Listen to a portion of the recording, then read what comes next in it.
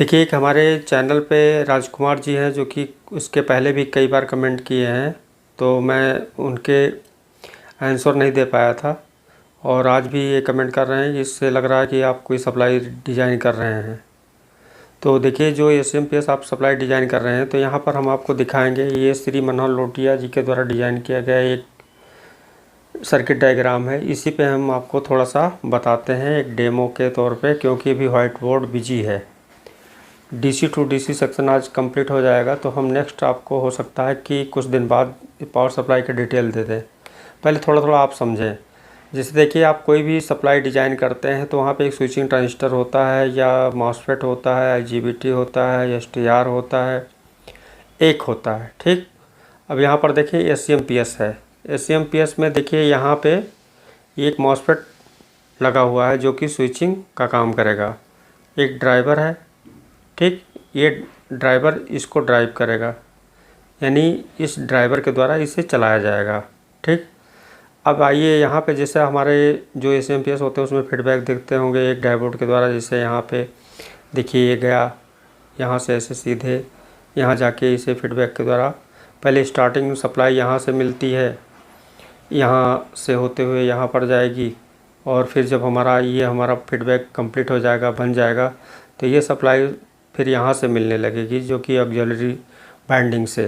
तो इसे हमारा जो है 18 वोल्ट यानी 18 वोल्ट कंप्लीट मिलने लगेगा, जो कि इस आईसी की वर्किंग सप्लाई है। फिर यहाँ से निकलने वाला जो सप्लाई है 6 पे, ये जो है इसे पल्स से इसे ऑन ऑफ करेगा, यानी ड्राइव पल्स यहाँ से आउट होगा। और यहाँ पे जो सेंस हो रहा है हमारा करंट। अब यहाँ पर देखें, दूसरा एक और यहाँ लगा हुआ है मॉसफेट, जिसे आप समझना चाहेंगे। ये है एक मॉसफेट यहाँ पे, इसका नंबर यहाँ पर देखें, एन चैनल मॉसफेट है। अब इसका गेट यहाँ पर देखें जो कि इस वाइंडिंग से जुड़ा हुआ है, जहाँ से ये एसी सप्लाई ही यानी एसी पल्स ही आउट होगा जो इसके द्वारा जनरेट किया गया होगा।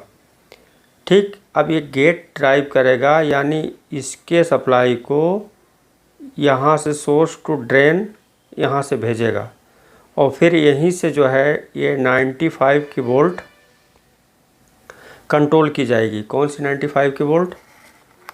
यहाँ पे देखें, ये जो इसके सेकेंडरी में मिल रहा है, यानी सेकेंडरी में एक सप्लाई 95 वोल्ट की और एक जो है हमारा 5 वोल्ट का, और यहाँ पे 13 यानी 13 वोल्ट की सप्लाई।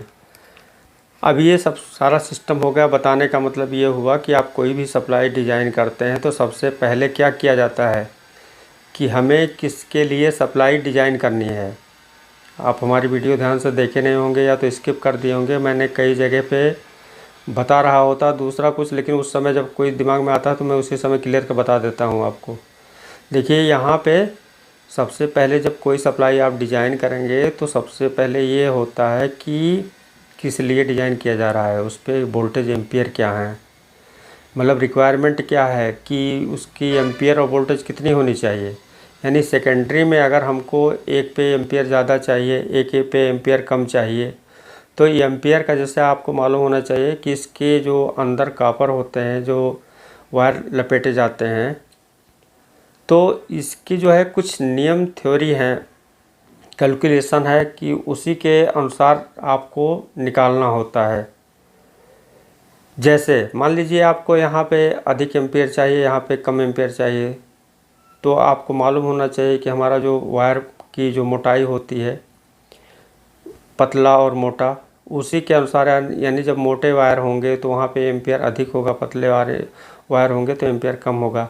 तो उसी के हिसाब से हमारा टर्न होता है। और टर्न भी जो है यहाँ पे जो इसकी बॉबिन होती है और इसकी एसएमपीएस ट्रांसफार्मर की साइज़ होती है, उसी के अनुसार उसके टर्न निकाले जाते हैं कि कितना टर्न यहाँ पे होना चाहिए।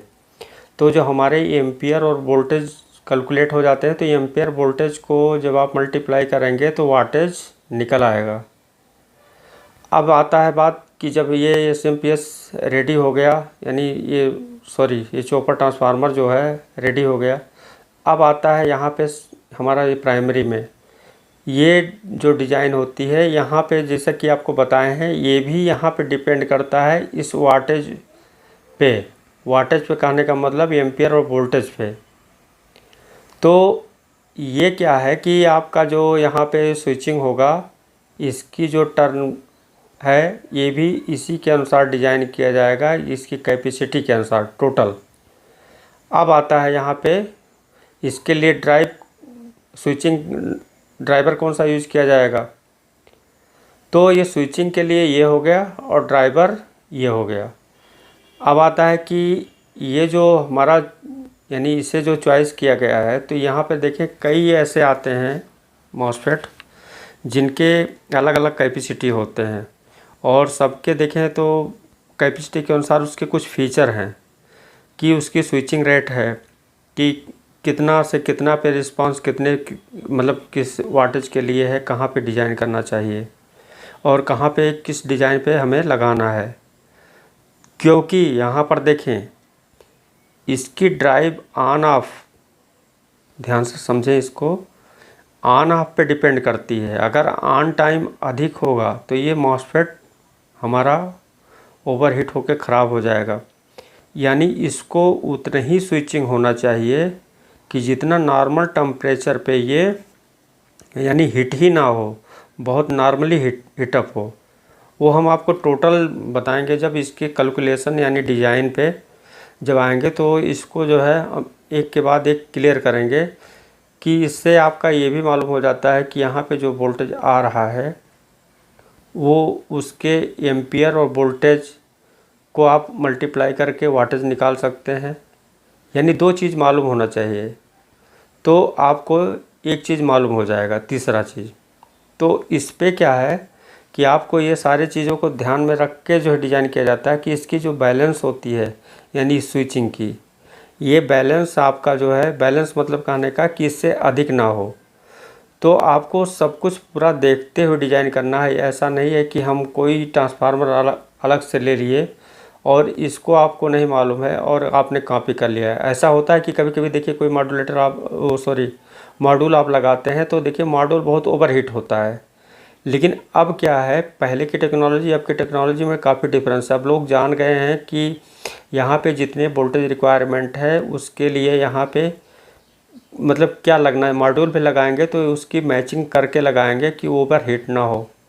क्योंकि ओवर हीट क्यों होता है, जब हमारे स्विचिंग पे ऑन टाइम अधिक होता है, ऑफ टाइम कम होता है। और बल्कि ऐसा होना चाहिए कि ये दोनों बराबर रहें।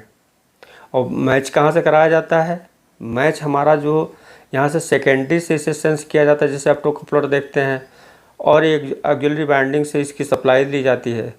तो इस सबको इक्वल बराबर करके जो है इसके बैलेंस एक बनाए जाते हैं। उसी हिसाब से इसकी जो हीटिंग होती है तो वो कैलकुलेट करके निकल आती है कि इतना टेम्परेचर यानी इतने से ज़्यादा नहीं होना चाहिए। तो ये सब आपको कुछ बेसिक चीज़ें हैं जो इसमें समझना पड़ेगा, उसी के अनुसार आपको डिज़ाइन करना पड़ेगा। ऐसा नहीं कि हम इतना सेक्शन देखें और उठा के हम कॉपी कर दें, ये रेजिस्टेंस ये कैपेसिटर, नहीं नहीं नहीं, ऐसा नहीं है। अगर कहीं आपका अचानक मैचिंग हो गया या किसी उससे मैच हो गया वो दूसरी बात है, जिसे आप बाय चांस कहेंगे। लेकिन आपको अगर इसे कोई ट्रांसफार्मर आपका है पुराना, तो उसके पहले देखना पड़ेगा कंडीशन कि उसे किस वाटेज के लिए डिज़ाइन किया गया है, कितने वोल्टेज के लिए। तो सारी कैपेसिटी देखकर वहाँ पे जो ड्राइवर यूज़ करेंगे, जो स्विचिंग मॉसफेट यूज़ करेंगे, तो उसी के अनुसार वो मतलब अच्छा काम करेगा आपका। क्योंकि यहाँ पे ये भी बहुत बड़ा डिपेंड करता है कि मान लीजिए कोई हाई कैपेसिटी के आप मॉसफेट लगा दिए तो वहाँ पे भी प्रॉब्लम है, क्योंकि उसकी गेट ड्राइव जो है उसी के अनुसार डिज़ाइन किया गया है, तो वो वहाँ पे उतना बढ़िया काम नहीं करेगा। तो इसे हमको जानना ज़रूरी है कि यहाँ जो स्विच कराया जाएगा वहाँ उससे वोल्टेज कितने जनरेट होंगे।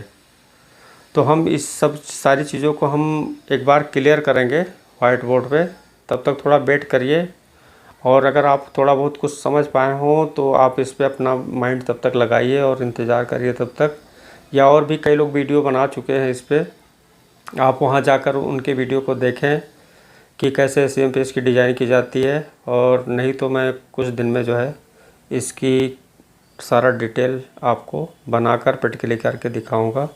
तो थैंक यू दोस्तों, आज की वीडियो में बस इतना ही। मिलते हैं नेक्स्ट वीडियो में।